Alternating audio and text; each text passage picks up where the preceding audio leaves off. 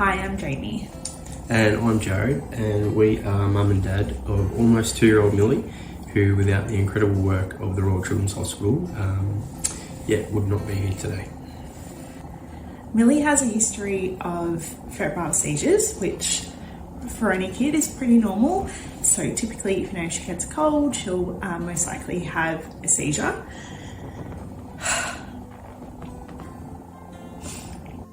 But on the 19th of July last year, what seemed, to be at the onset of any sort of cold, which began with a seizure, quickly turned into a living nightmare. Yeah, so I just finished work and Jamie called me to say Millie wasn't feeling well, and during that phone call a seizure started. So Jay did really well in hanging straight up and calling 000. And long story short, within an hour off, we were at Monash Hospital, where Millie's put into an induced coma. I mean, it's something we'd experienced before, but we realised how serious it was when it went from 2 nurses to 24 people in the room. When Millie was put into the induced coma, they tested her for COVID. She tested positive, and within the first 12 hours, just rapidly deteriorated. Millie was put on ECMO, which is a heart and lung bypass machine, which essentially, was keeping her alive in that it was pumping her heart and breathing for her. So when we were told that Millie had maxed out the machine at Monash and she had to be transferred to the Royal Children's Hospital, Jamie and I, within that time, while we were waiting, had gone positive as well. So obviously the whole family had it, and unfortunately we weren't allowed to go with her to the Royal Children's Hospital, which we completely understood for the safety of all the kids there, but it was a pretty bitter pill to swallow. Unfortunately, at about 10 a.m, they called us back to say that you have to come in because she's had a stroke and we don't know how much time she has left. You need to come and be with her and be prepared to say goodbye forever.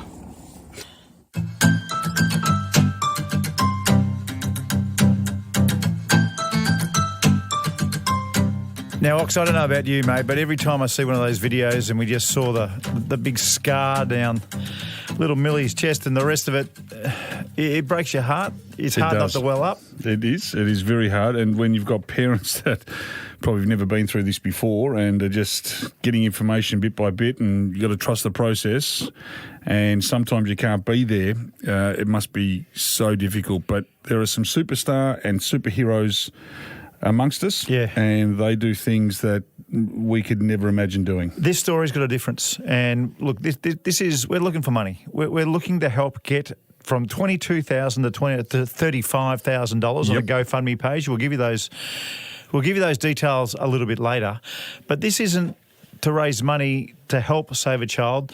This is to raise money because a child was saved. And that's how good the team is down at the Royal Children's Hospital. Jamie is the wife. Jazza is from Emergency Services, and he is the husband.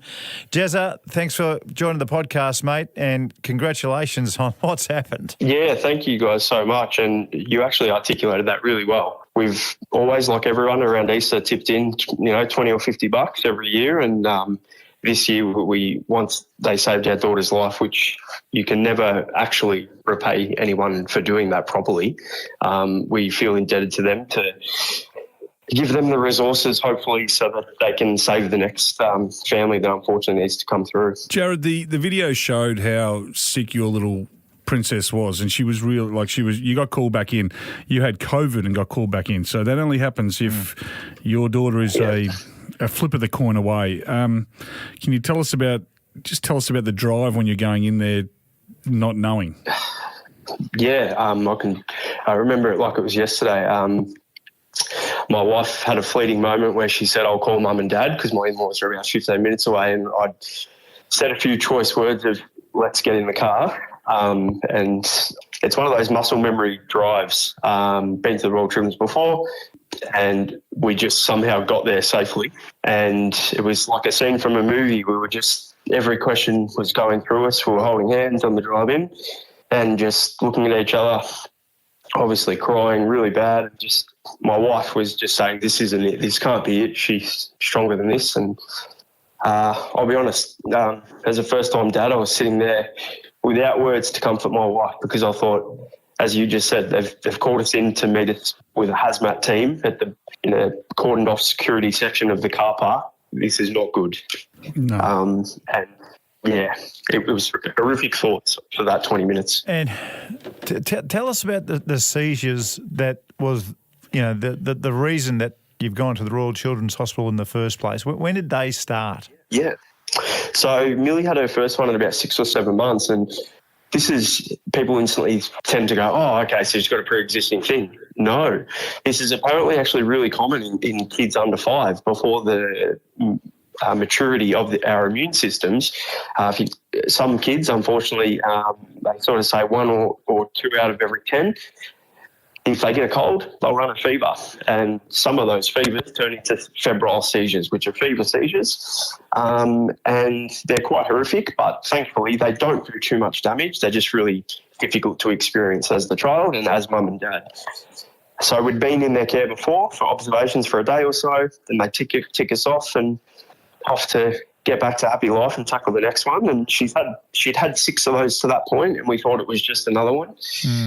But very quickly after we arrived at Monash, and they put her into a coma, and then they very quickly said to us, "She's reached the capacity of what we can do for her here. RCH are going to be the ones who need to ultimately save her life," and that's exactly how it all played out. So you're in the middle of COVID as well, and the story gets only better from here, because Millie makes a recovery, and the video shows that, how happy and how beautiful she is now. But we're doing something amazing here. We are going to raise some money, and when it comes to raising money, well, when golf's involved, and we're talking about mini golf, and we're playing for 12 hours, and you had to set a low. So just explain what's happening. Yes, so the money we're raising for RCH goes directly into their coffers so that they can buy anything from new human resources, nurses and doctors, to equipment, to blankets, to medicine. And the gimmick is that Millie was in their care for 35 days in total, and at a cost of over $550,000. Wow. And we would like to raise a symbolic $1,000 per day for the care that she received for those 35 days. And we have tacked on an extra couple of zeros, and as a collective community, we're going to try and play 3,500 holes of golf at Dingley Village this Friday. And we've got some friends interstate who we're going to add their scorecards too, because we'll need them at their local mini golfs. But Belgravia Leisure and Dingley Adventure Mini Golf have really helped us out in hosting us this Friday. And yeah, we just hope everyone can come along and join us, have some fun with their healthy family. And it's all about the mini heroes that are the kids, and the superheroes at the RCH that save kids' lives every day, keep families connected together. And we hope to get close to that number. We feel like we're a little bit away at the moment, but every dollar will count. So if we fall short, who cares? But if you can spare $5 a week and maybe forgo a very lovely but expensive Melbourne coffee, the RCH, and we'll love it. So if you're only hearing about this through our podcast, this Friday means the 31st of March, which is really important. That's right. Very, very important. What time is it, the 12 hours between 8 and 8? And what are you doing? For the rest of the punters, everyone else, the public, it will be 9 a.m. till 7 p.m. Just because, insurance and all those things, that's when they are open to the public. We'll be there from Sparrows to tack on the extra little bit of time. Terry and the team down there they'll be full of food and drinks and ready to go for everyone who wants to come down and just have some fun and contribute to RCH. And if they want to get online and just contribute without that, do they go to the Good Friday Appeal? Is that where we're heading? Yes. Yep. So if you go onto the GFA fundraisers, and I can't remember it's / or / forgive me, but our title is Mini Golf for Mini Heroes, all one word. Awesome. Yep. And that is our page. And you're at $22,000. You're at $22,024 now. We need to get to 35. So we're what are we? Just shy of just under $13,000 to get. We'll get there. We'll get there. We will make sure we get there. If you follow us, a couple of blokes, couple of beers, you're going to find all the links to the GoFundMe page, which is a beauty. Now, what sort of a golfer are you, Jazz? I mean, why the mini golf? Yeah, why mini golf? I used to take my kids to that one. It's a ripping mini golf. It is. It's a great indoor and outdoor facility. The reason mini golf is because my family on both sides, my in-laws and my family, we're golf tragics of the big 18-hole variety, but all the kids can't come along and join in their peers. They're smashing illnesses all over the place. So we thought we want the kids and mum and dad involved. So it's got to be mini golf for mini heroes. Well, we're loving it. And tell Jamie when you see her, give her a big hug from us, because as soon as she started crying on that video, we were both gone. Me and Marko, we were in tears. So you're both brave, but not half as brave as what little Millie is. Well done, and well done to the Royal Children's Hospital, who just do amazing work.